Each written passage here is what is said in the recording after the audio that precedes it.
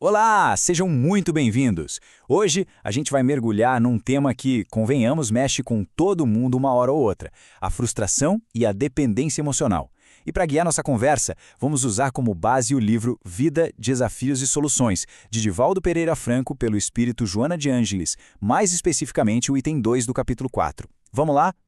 Bom, para começar, vamos direto ao ponto com uma pergunta que, olha, com certeza todo mundo já se fez. Por que a gente se sente assim, frustrado? De onde vem aquele sentimento amargo de que as coisas não saíram como a gente esperava? Então, segundo a análise que a gente está seguindo, a frustração é basicamente ficar com a mente presa no passado. É aquele estado em que a gente fica remoendo, sabe? Pensando no que poderia ter sido, no que a gente queria que tivesse acontecido, mas não aconteceu. É quase como ter saudade de um resultado que nunca existiu. E isso, claro, acaba travando a nossa vida. E aqui está uma ideia que é o coração da história toda. O único momento em que a gente tem poder de verdade é o agora, o presente. O que passou, passou. Não dá para mudar. Mas, e esse mais é importante, dá para reparar as consequências com o que a gente faz hoje. Ficar preso na frustração é como abrir mão do nosso único superpoder, o de decidir e agir no instante em que estamos vivendo. Ok, vamos cavar um pouco mais fundo nisso. De onde é que vêm essas frustrações? Segundo Joana de Ângeles, elas não brotam do nada, não. Existem alguns fatores psicológicos bem claros que alimentam esse estado, principalmente em personalidades que já são um pouco mais instáveis. E olha só que interessante esse detalhamento. As fontes da frustração podem ser bem variadas. Vão desde conflitos internos, como essa libido não realizada, que a gente pode entender como nossos desejos, nossa energia de vida que não acha um caminho saudável para se expressar, até coisas mais externas, tipo um ambiente familiar complicado. E tem mais, a falta de iniciativa por puro medo de errar, ficar se comparando com o sucesso dos outros, ou até mesmo aquele hábito de cultivar uma melancolia. Tudo isso, no fundo, são sementinhas que a gente planta e que acabam virando frustração. E aí a coisa se complica, porque a frustração raramente vem sozinha. Na verdade, ela muitas vezes é a porta de entrada para um ciclo bem mais complexo, o da dependência. É quase como uma tentativa de fugir daquele sentimento de incapacidade, sabe?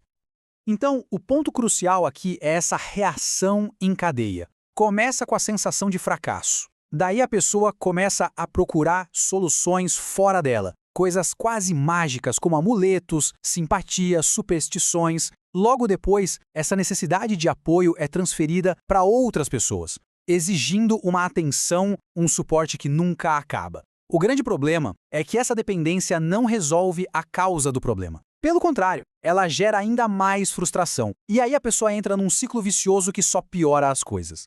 Certo. Se esse é o problema, então qual é a solução? A obra nos mostra um caminho bem interessante ao apresentar o que seria uma mente psicologicamente saudável, que funciona de um jeito totalmente diferente. E aqui a gente consegue ver o contraste de forma bem clara, né? São dois caminhos. De um lado, tem a personalidade instável, que vive presa nas recordações, na melancolia e rodando naquele ciclo de dependência. Do outro, a pessoa com a mente saudável. Ela vive o presente, de corpo e alma. Ela busca o melhor, mas sem aquela ansiedade que perturba. Ela pratica o perdão para si e para os outros e, o mais importante, encontra a motivação para ser feliz dentro de si mesma. Certo, mas como é que a gente faz para cultivar essa mentalidade mais saudável na prática? A análise nos dá alguns passos bem concretos para a gente quebrar esse ciclo da frustração e focar de verdade no poder do agora.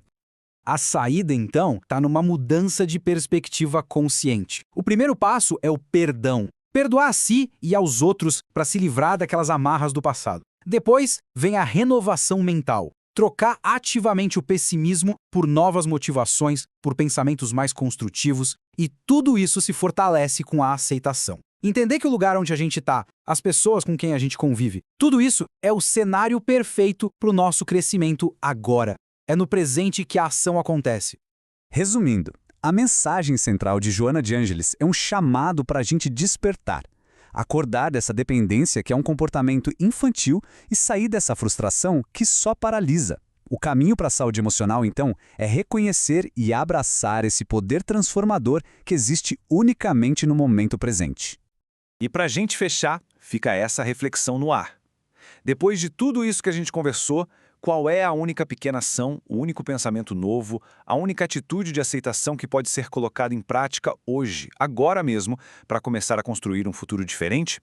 A resposta, como a gente viu, está sempre no presente.